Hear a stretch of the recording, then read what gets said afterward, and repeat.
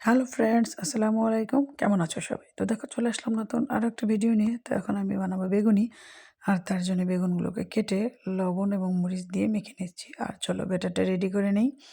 তার জন্য আমি পেঁয়াজ রসুন বেটে নিয়েছি। এর মধ্যে দিয়ে দিচ্ছি পরপর হলুদ মরিচের গুঁড়ো এবং বেকিং পাউডার, লবণ। তারপর এটাকে আমি সুন্দর মতো মিশিয়ে নিয়ে এর মধ্যে আমি দিয়ে দেবো পরিমাণ মতো বেসন এবং এটাকে আমি অল্প অল্প করে পানি দিয়ে সুন্দর মতো মেখে নেব, যেন পাতলা না হয়ে যায়। আর চাইলে এটাকে হ্যান্ডউইচ দিয়েও মাখতে পারো।